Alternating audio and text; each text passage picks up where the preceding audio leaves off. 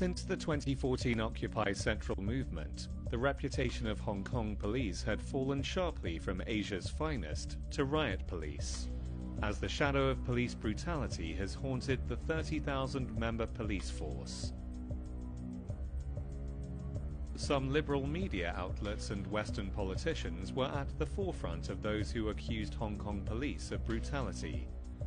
But today it seems their support for the violent protesters in Hong Kong has backfired, as the same issue of police brutality within the US, along with racism, has ignited a new round of protests across America. The police killing of George Floyd, an unarmed black man, in Minneapolis has sparked demonstrations nationwide. The white officer was later sacked and charged with murder and manslaughter. But that hasn't calmed the national outrage. Faced with such riots, US President Trump's initial response was to call the protesters thugs and say that when the looting starts, the shooting starts. The implications of his rhetoric have a dark past. From 2013 to 2019, at least 1,100 people were killed by police every year. 36 unarmed black men were shot to death in 2015. The journal Science has, after doing some research, has come out with a statistic that 1 in 1,000 black men will face death at the hands of the police during the course of their lifetime. And that's pretty much an astounding figure if you look at it. The United States, as a democracy, leads the other world democracies in abuse at the hands of the police by a long shot. The use of force by police has always been a point of contention. If this is excessive force, what about this?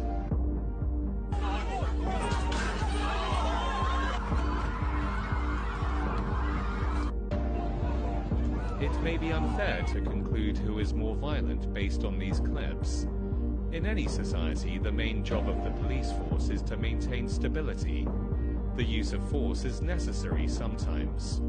But what's certainly unfair is how some Western media and politicians are turning a blind eye to how American police may have handled violence improperly, while not missing any opportunity to find fault in the Hong Kong police. As far as the police is concerned, we have been unfairly treated, okay, if you can put it that simply. Because we are quite used to criticism, okay, and we take them constructively. But when accusations and allegations are based on nothing but fabrication, then that hurts us.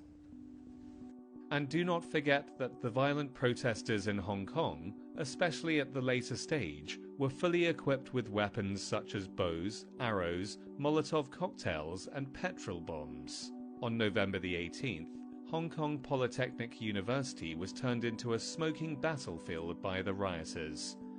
3,989 Molotov cocktails and 1,339 explosives were recovered from the university.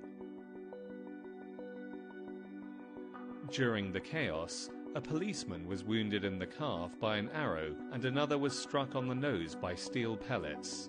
Is this the peaceful protest that Hong Kong police were suppressing? Less than a month after the protest in Hong Kong began, Amnesty International had already verified the unnecessary and excessive use of force by police. And when protesters marched to the White House, Trump immediately threatened to use the most vicious dogs and most ominous weapons to repel them. The unrest continued for a year in Hong Kong, and Western media such as CNN, BBC, and the New York Times were reluctant to recognize the violence amongst protesters for what it is, even after they lit a man on fire. How long did it take this time for them to call protesters rioters, to justify police actions? Senator Tom Cotton, who has always been at the forefront of the anti-China movement, has called for tough action against anarchy, rioting, and looting in America. If local law enforcement is overwhelmed, if local politicians will not do their most basic job to protect our citizens, let's see how these anarchists respond when the 101st Airborne is on the other side of the street. But just last year, he praised rioters at PolyU as brave individuals, while saying the police violence against protesters in Hong Kong is unacceptable. But aren't they doing the same job of protecting local citizens? If freedom and democracy can justify violence, how come anti-racism has lost its charm? Aren't they all notable values long promoted by the US? Or could it be the double standard itself is a manifestation of America's hypocrisy? They would put on a lens of politicizing every issue when it comes to China, so that police seeking to maintain stability in Hong Kong is regarded as suppression, but a legitimate action in America. In this case, the Trump administration is not wrong in calling for the restoration of peace and stability. But when Hong Kong is considered, the very action has exposed how Washington is wobbling on a self-proclaimed moral high ground that's designed for a theater of the absurd.